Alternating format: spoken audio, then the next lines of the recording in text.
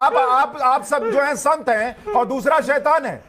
ये कहां से आप लोग सर्टिफिकेट लेकर घूमते हैं भाई? आप बोले वो ठीक, जो दूसरा बोले वो शैतान हो जाता है, और वो आप संत बन के बैठ रहे हैं और दूसरा शैतान बन के बैठ रहा है। लॉजिक पे बात कीजिए ना, उन्होंने क्या गलत बोला, चाहिए क्या कर सकते हैं? जय श्री राम दोस्तों, तो आज के वीडियो में देखेंगे सीएम योगी के धमाकेदार बुलडोजर पर सवाल उठाने वाले कथाकथित लोगों पर डिबेट हो रही होती है। तभी डॉक्टर रिजवान अहमद डिबेट पर अपनी बात को रखते हुए अतीकुर रहमान को कथाकथित पढ़े लिखे व्यक्ति कह जाते हैं। बस इतनी सी बात सुनकर अतीकुर रहमान भड़क जाते हैं, बस डिबेट छोड़ के चले जाते हैं।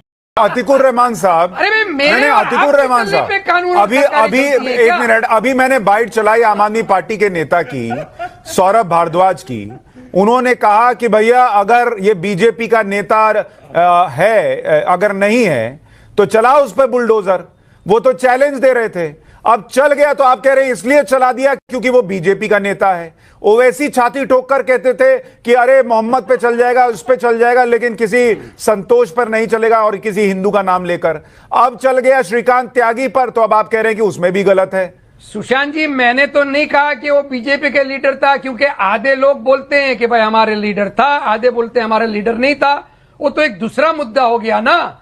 और अगर ओवैसी साहब कुछ कह रहे हैं ना सर कि इसलिए चला दिया क्योंकि बीजेपी का नेता था और जस्टिफाई करना था कि देखो हमने अपने नेता के ऊपर कार्रवाई कर दी, तो पीठ थपथपाने के लिए अगर चलाया तो गलत हुआ ना। मैंने तो 2 सुप्रीम कोर्ट की गाइडलाइन आपके सामने अरे पर पीठ थपथपाने की क्या रूल? अरे भाई अतीकुर रहमान साहब, आप सुप्रीम कोर्ट की बात कर रहे हैं। उसी सुप्रीम कोर्ट ने क्या बोला कि हम ब्लैंकेट बैन नहीं लगा सकते बुलडोजर चलने पर। जहां गलत चीज है उस पर बुलडोजर चलेगा ही चलेगा, लेकिन उसके बावजूद माहौल बनाया गया कि सिर्फ मुसलमानों के घर पे बुलडोजर चलता है। नोटिस पीरियड खत्म किया जा रहा है आज से। आप ये बोलना चाह रहे हैं तो बोलिए ना, बीजेपी के स्पोक्स पर्सन से बुलवा दीजिए, जो भी अगर आपके पैनल पर है, कि आज से कोई नोटिस पीरियड फॉलो नहीं होगा। और वो दिन भी याद कर लीजिए जब एक चीफ मिनिस्टर उत्तर प्रदेश का पार्लियामेंट में आंसू रो रो के बच्चे की तरह चिल्ला रहा था, गुहार लगा रहा था कि मेरे साथ अन्याय हो रहा है, मेरा जीना हराम कर दिया गया है। कौन था वो?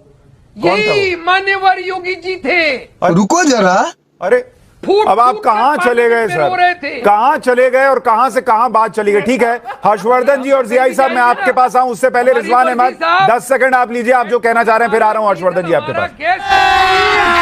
अभी मजा आएगा ना भिड़ो, जो चाहेगा जाएंगे, जहां चाहेगा जाएंगे। नहीं, मैं तो अतीकुर रहमान साहब ये समझ नहीं पा रहा हूं। पहले नैरेटिव था कि खाली मुसलमानों पर चल रहा है, अब चल गया तो अरे ये तो दिखाने के लिए कि देखो बीजेपी का नेता था फिर भी हमने कार्रवाई कर दी। मतलब चित भी मेरी, पट भी मेरा, सिक्का जो है वो मेरे खानदान का, और सिक्का बनाने वाली फैक्ट्री जो है वो मेरी पुश्तैनी खानदान की, ये वाला हिसाब चल रहा है। मैं आ रहा हूं दूसरे मेहमानों पर। रिजवान अहमद आप छोटे में जवाब दीजिए, फिर आऊंगा दूसरों पर।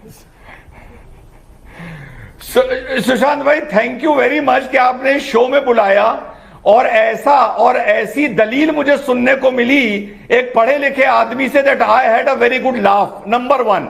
नंबर 2, अगर रिजवान अहमद किसी सड़क पर चिकवे की दुकान खोल लेंगे तो उनको वहां से हटवाने के लिए नोटिस देना जरूरी नहीं है, ये इस तथाकथित पढ़े लिखे व्यक्ति को बता दीजिए। ठीक है, हर्षवर्धन त्रिपाठी। देखिए सुशांत जी, सबसे कोई कमेंट हुआ तो मुझे छोड़ना पड़ेगा। क्या कोई हुआ? पर्सनल कमेंट इस शैतान की तरफ से सुनाई नहीं दे मुझे। अरे भाई, उन्होंने आपको इंटेलिजेंट व्यक्ति बोला है, आपको कुछ और गाली थोड़ी दी है।